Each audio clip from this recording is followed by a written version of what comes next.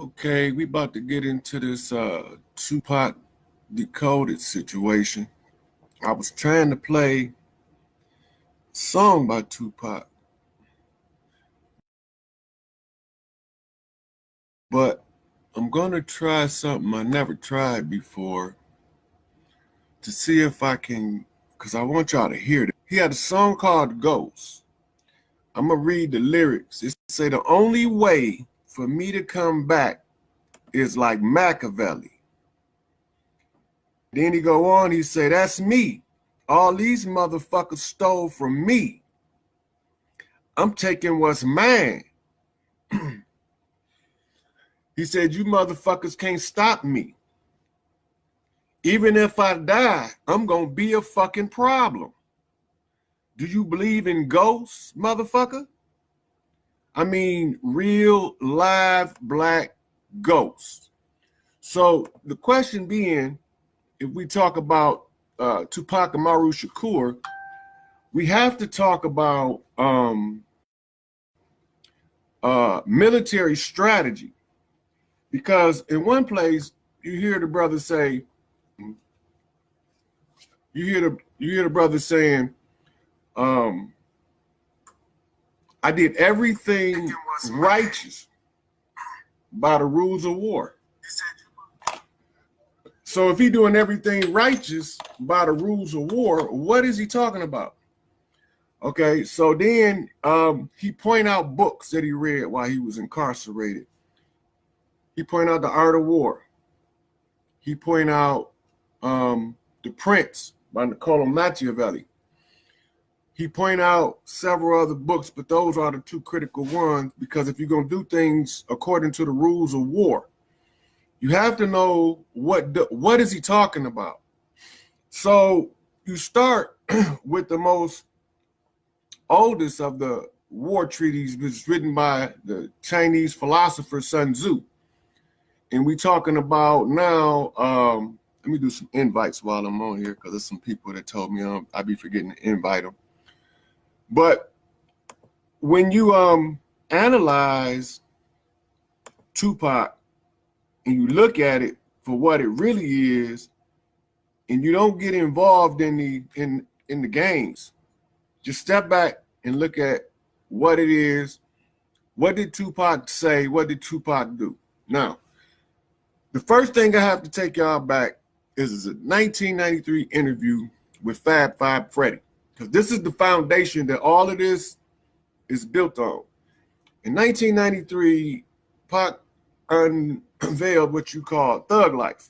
The hate you give little infants fucks everybody. And in the process of this thug life philosophy, as he unveiled it, as Tupac unveiled the philosophy, he told us. Now, when you watch the interview, you cannot find it in its totality. There's a critical piece of the interview, no matter where you find it at, it's been edited. And that critical piece is when Tupac say, with this thug life shit, y'all gonna get to witness. You're gonna get to see the evolution of a man right before your eyes. You know, you're gonna get to see all of the missteps, the mistakes, the recovery. He tell you all of this stuff when he unveiled Thug Life. He go on in there and he tell you about how the industry was trying to rob him of his earnings.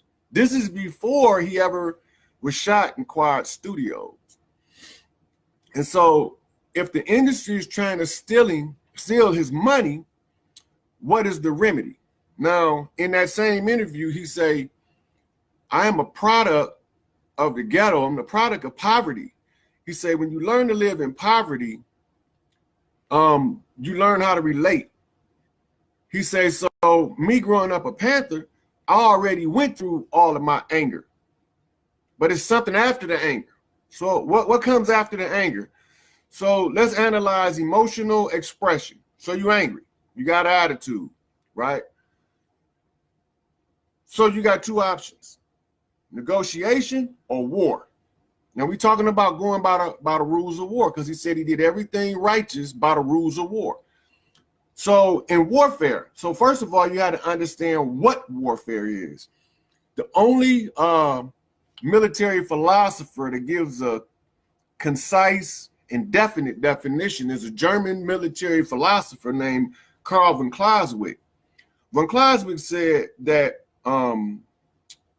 war is an act of violence to further a political agenda. All right. So war being an act of violence to further a political agenda.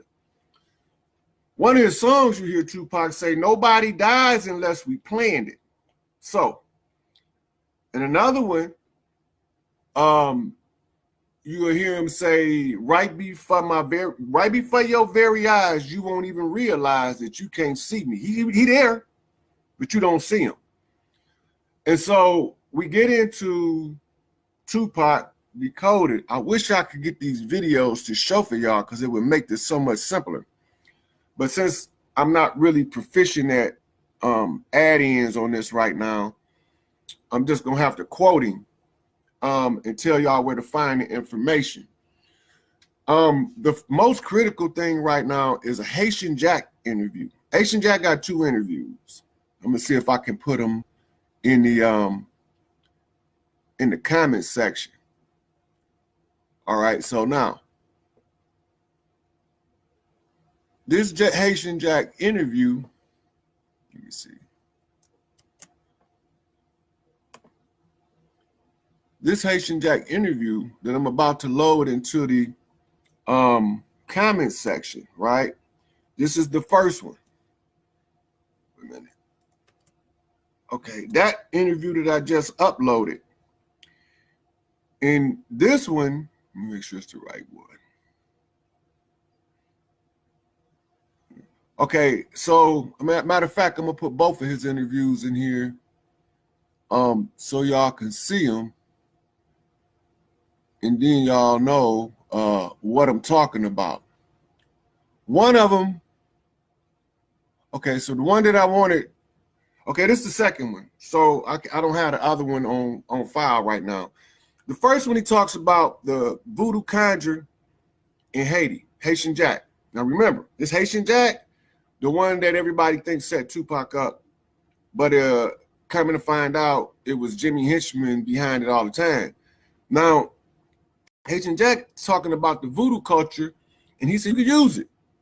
It's black magic and it's white magic. You can use it to go whatever direction you want to, right? In another interview, he's pointing out something. He said from the time Pac got shot at Quad Studios, he had 22 months to vex his grievances. This Haitian Jack. He said, now do the math. He said, this is 2018, which was last year. He said, now it's been 22 years since Pac's death. And then he said, rest in peace, Tupac and Biggie Smalls. And then he said that this was some type of fabricated murder script by Suge Knight. This is what Haitian Jack's saying. He's pinning it on Suge Knight. I don't go for that in its totality, because if Suge Knight involved, Puffy would be equally or greater involvement with the whole scenario. But from looking at it from a military perspective, this was playing at a much higher level than Tupac would have been able as an artist alone to accomplish on his own. You got things coming in from multiple angles. You have street stuff, government, political stuff, and you have gangster, secret society stuff going on here. So what is the thing that jumped out in Tupac's FBI file to me was the heavy involvement with a group called the Jewish Defense League. Now, this being real important to pay attention to. And it's not haphazard that they're in Tupac's FBI file as a potential extortionist attempting to extort Tupac. And if the FBI is aware of this, why are they not intervening, right? Or are they? Maybe they're intervening on a level that we can't see. And so everybody in the hood that's seen indictments come down know that Tupac situation could very well fall under that what they call secret indictment category, where they follow you around collecting information until they get you where they want you. So how do we unravel this? The first thing that we got to do to unravel this is go to Niccolo Machiavelli, The Prince. In The Prince, you got to understand that Niccolo Machiavelli, one, he was in exile. You got to keep that in mind. Niccolo Machiavelli was in exile. And while he was in exile, there was a march by a family of royalty called the Medicis. And Lorenzo de Medici, or Lorenzo del Piero Medici, he was the one who was the heir to the throne. He was the crown prince who Machiavelli sent his greatest work, The Prince, to. At first, Lorenzo Medici didn't look at it. He didn't look at it. He sat it to the side for a minute, but one day he picked it up and he started to read.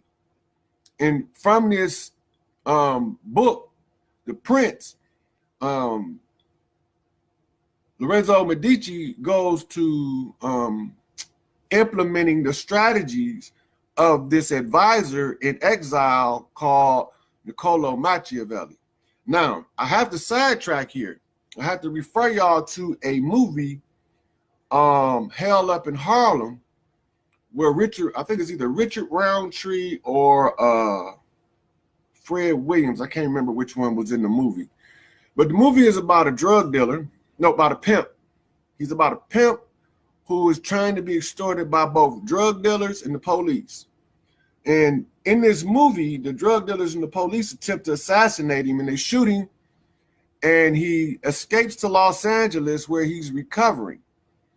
Then he recovers in Los Angeles. You go back and he take out all of his enemies.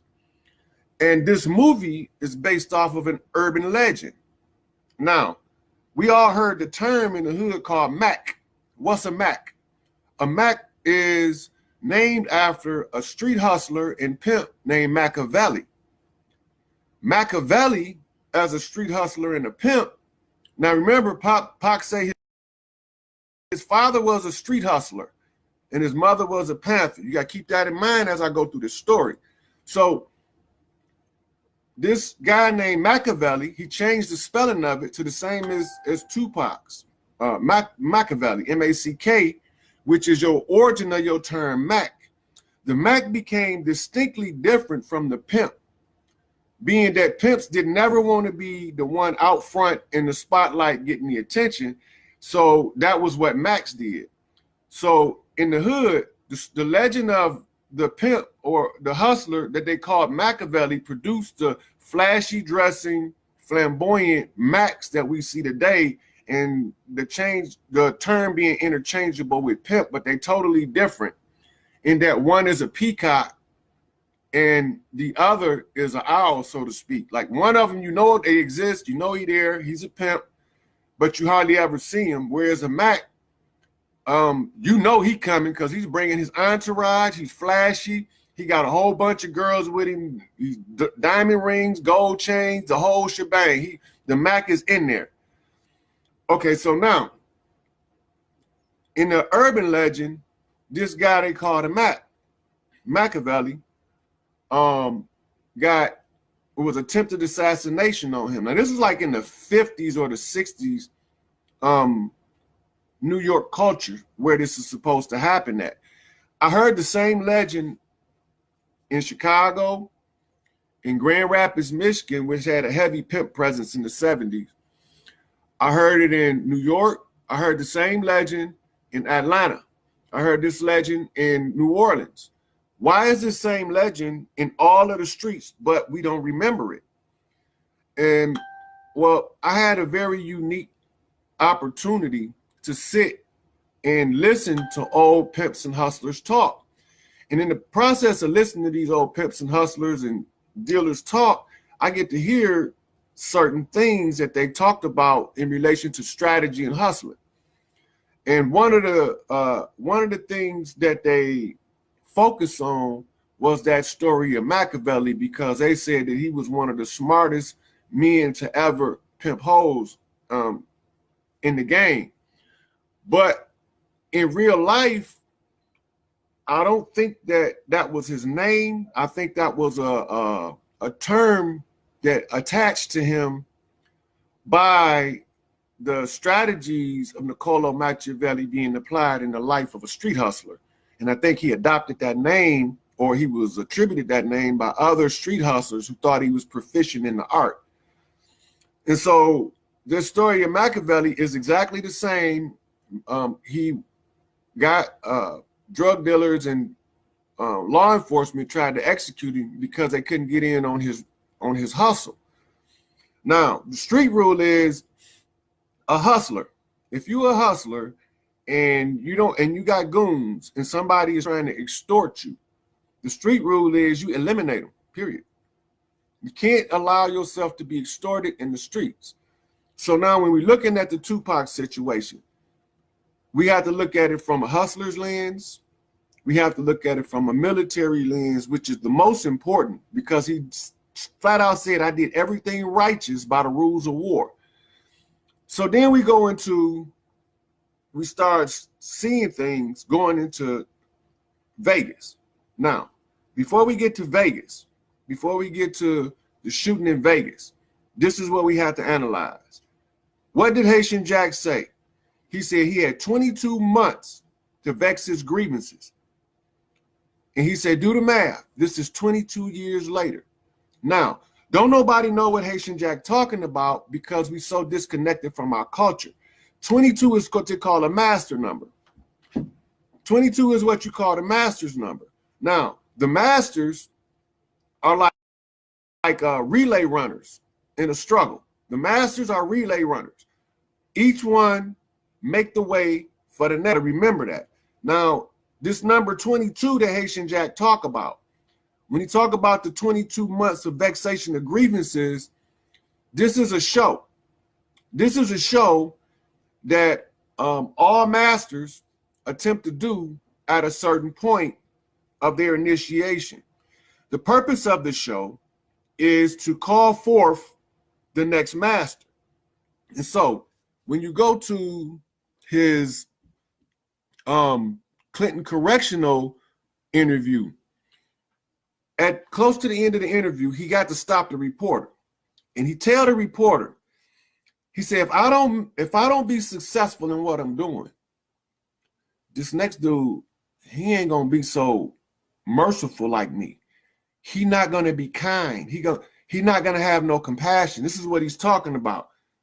But he made it his business to emphasize that to the interviewer. This next dude that come after me, he not gonna be so merciful. He not gonna show so much compassion. So he knew something, right? He knew something. So now, the next interview that we go to is what they call the Lost Vibe interview. Then he talks about his comparison to the Christ. He say, I got shot 5 times. And you go to naming them. And you go, boom, boom, he's naming them. And then he go into this thing. He say, all of these preachers with these mega churches. He said in New York, they got churches that take up the whole block with gold ceilings and all that. He said, but the poor people can't go live in there. And he tell you that he think he's doing God's work in that video. He said, I'm doing God's work. He said, because I don't see no missionaries going out here to these kids in the ghetto. I don't see them coming down there feeding none of these babies in the ghetto. So who's going to speak for them? So when you're looking at the lens of Tupac, you got to see the whole story of what he doing. What is he doing? When you go back to the beginning and he tell you the thug life, he's going to show you the evolution, which is a process. Now, under the master number, the master keys is what it's called. Using the master keys of 22, Tupac is supposed to awaken Hiram as a rite in the lodge, the travel lodge. And so if he's trying to wake Hiram, now he know this motherfucker gonna be woke in 22 years if he do this. But what all of the brothers in the lodge keep failing to remember if they have this key, is that no man can raise Hiram. It's not possible. Every one of them that becomes a master, like for instance, a good one is the collaboration with Berry Gordy and Quincy Jones called The Last Dragon. The Last Dragon was the same story. It was trying to get Hiram to awaken. When you look at it and they asking Bruce Leroy who the master, and he going everywhere looking for the master. And then in the final confrontation with Sho'nuff, he realized he'd been looking everywhere out there for the master, but the master has been in here all the time. Now watch the glow. Sho'nuff is red. He is your representation of the fallen one. And he riding through the whole hood. He's a terror. He's an asshole. He's a scourge. Bruce Leroy is trying to be a good, upright man. Fall in love with this chick they call Vanity. Vanity is there for a reason. This is all part of the master using the master key 22 to awaken Hiram. He was watching and laughed because they had the characters reversed, and where Sho'nuff was more of the type of character that Hiram was, whereas Bruce Leroy was too passive. So that one wouldn't have worked. That would have never raised Hiram if a man could raise Hiram. You go back into music, and then you hear Buju Banton talking about a mystical communication within that keep drawing us together. But we don't know what he's talking about, but we know it's something there that keep telling us that we need to connect. All in the 70s, you heard it. Bob Marley, Exodus, movement of Jah people in the 70s. Now, it's no coincidence that the Bob Marley Exodus album dropped in 78. It dropped in 77. It got big in 78. Also in 1978, Farrakhan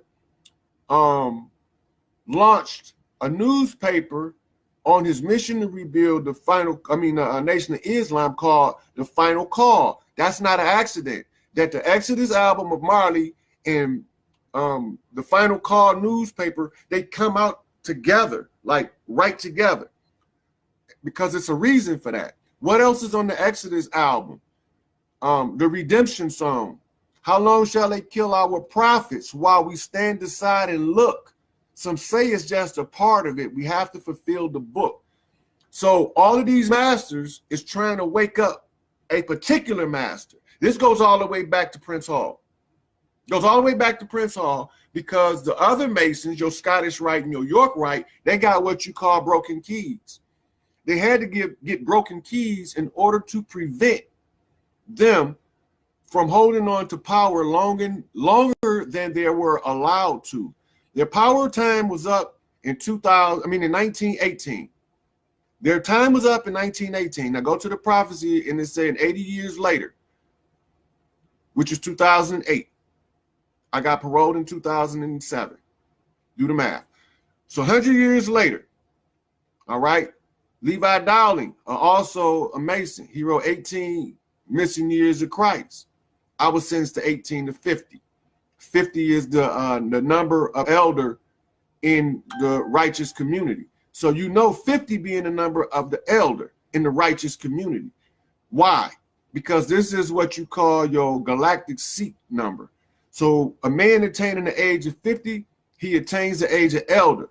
If he done his diligence coming up into the age of 50, then his elders or his status as an elder and his study to reach another level. And if he reached all of the levels it's called the unfolding of heaven on earth. And this is when a man becomes so realized that he see everything clearly. It's they call the moment of truth in bullfighting. The moment that the bull finally see the matador, regardless of the cape. Now notice, before the matador, you have a cape. That cape is called the veil. But at the moment of truth, the bull is about to literally die, but he finally sees the matador. That's the moment of truth. So Physical death and spiritual death are two different things. And you die spiritually, but you can live physically, or you can die physically and live spiritually, or you can do both. You can die spiritually first, live physically longer, then die physically, come back spiritually, and do it all over again. They call it reincarnation, but the Africans call it resurrection, because certain people can only come at certain times.